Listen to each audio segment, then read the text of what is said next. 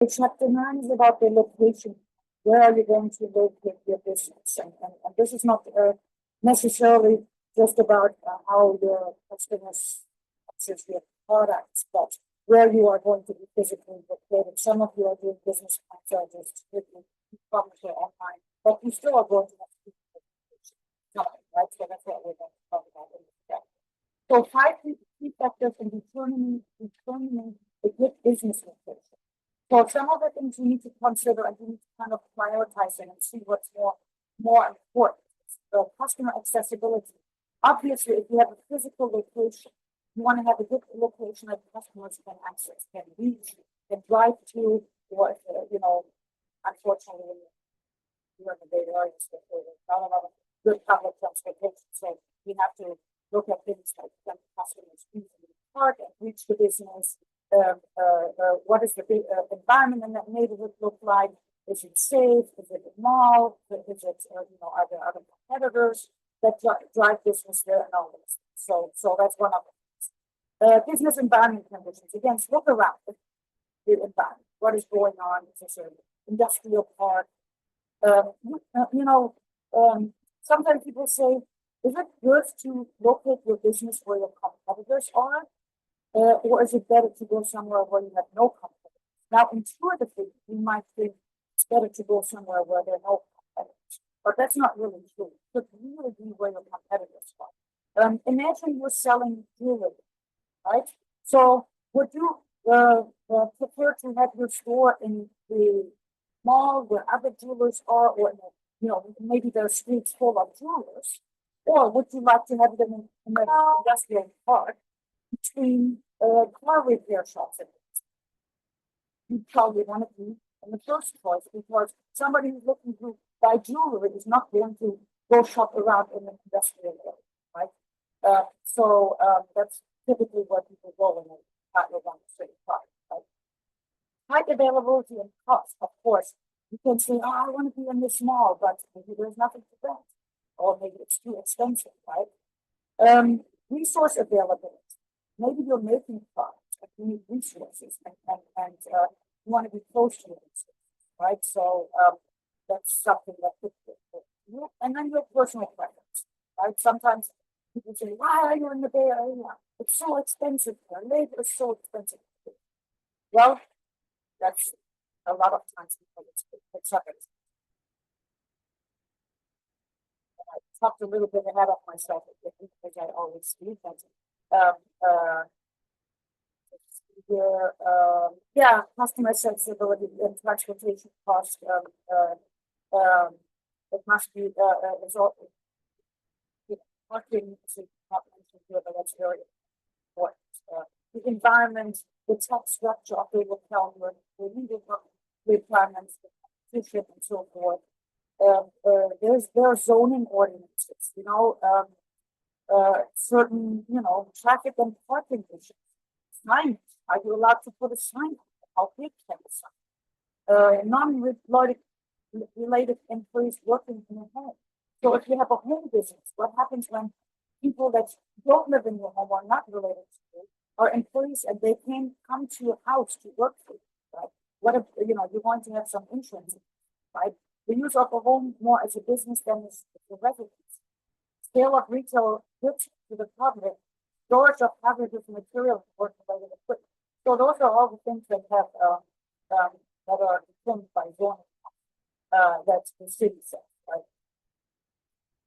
And then availability of resources, as I mentioned, you want to be close to your raw materials or your suppliers, right? And access to good transportation. And then I talked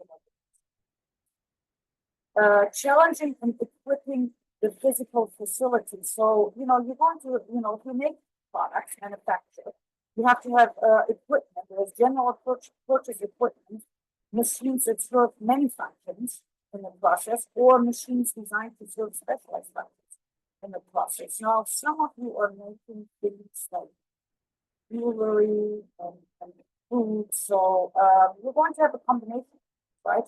And then there's retail equipment, shelves, storage, and cash registers, and things like that. And then office equipment. Every business will need some type of text. And then the business image is important. You want to be in an area that portrays your a proper image for you that you want to project, right? As a matter of fact, right now I have a friend in the Monterey Bay. She has been teaching exercise classes for other gyms for very little money. She's so good at it that she wants to open her own studio, and she's looking at where most of her customers are. While rent, by the way, in Carmel is much more expensive than in Monterey. I don't know if you know the area, but Carmel is much more expensive. She decided she's going to be located in Carmel because that goes well with her image and with the people that she's with. So image is really the engine of sales. The attraction of home-based businesses. People are still very attracted to having home-based business. Business that maintains its primary facility in the residence of its owner. There, of course, the number one are financial considerations. You don't have to pay rent, right? It increases profits. Starting at a home allows you to build a business slowly without having to have a rent for office space from day one, right? It allows deduction of space-related costs from taxes, as long as you conform to the rules established by the IRS. So if you rent a place, if you have a rental, or if you own a home, and you use part of that as your business, you can expense. You can deduct the expenses from your tax return, right? File for less income by deducting those expenses. And then family lifestyle consideration. Locating business operations in the home is frequently motivated by the desire to spend more time with the family. Word of caution, though, it's really, really difficult to locate a business at home and separate this personal life. We all have experienced what it's like to do everything at home, and when you all work at school, have to stay home and couldn't go to school, and that's really not similar to having a business at home. All of a sudden, you were just online, doing online, and there was no really you have separation between your school life and your personal life. It's the same when you have a business. Your business is at home. It's really hard to separate yourself. And then professional image. It may not look very professional if you have a home-based business. So there are a lot of home-based businesses. You don't really need to go to an office. I mean, some of the home-based businesses that come to mind is people that file tax returns, accountants, consultants. I even know people that have hair salons in their business. They have converted the in their house into hair salon. But what does it look like for the professional image, right? So that could suck. And then legal considerations, again, zoning laws could be, right? Also tax issues related to the home-based business. How much can you really deduct from your taxes, and insurance considerations, especially if you have customers come to your home. Oh, home daycare are very. So you're going to have buy a certain type of insurance because your regular homeowner insurance is not going to cover your business. The last topic is e-commerce. The benefits of e-commerce for startups, so selling stuff on the internet, right? E-commerce allows a new venture to compete with bigger businesses on a more level playing field. The internet blurs geographic boundaries and expands small business companies' reach, right? So before you weren't able to reach buyers from other areas that couldn't physically come to you, but now you offer your products for sale online or your services, so you can expand your. An e-commerce operation can help by compressing the sales cycle, reducing the time between receiving an order and converting the sales. Nowadays, look for something on the internet. Immediately you can order it and then ship it within a day. So sales cycle is really short. Shorter sales cycle means quicker payments from the customer, which is good for that. Basic e-commerce business models. So type of customer served, we have business to business. That's when the business sells products or services to another business. So an accountant, for example, can be the accountant for another small business, right? That would be business. And that can all be done online, right? Or there's consumer to business, you provide something for the business. Not that common, but business to consumer is the most common, right? Where businesses sell something to the consumer. And then consumer to consumer. Consumer to consumer are sites like eBay or Craigslist, right? Where individuals sell to other individuals, right?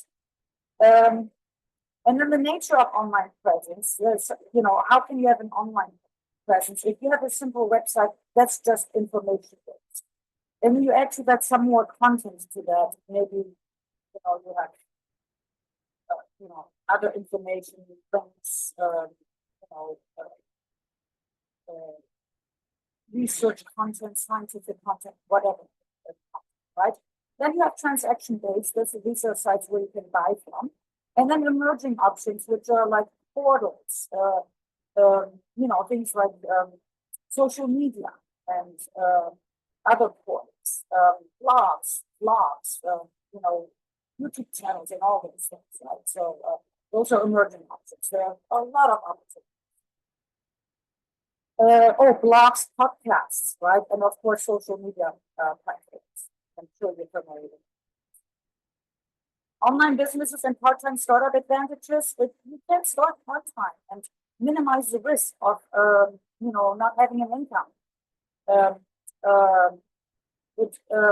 On the other hand, holding to a full-time career while launching a new venture can be extremely grueling due to the amount of hours you have each day to work, right?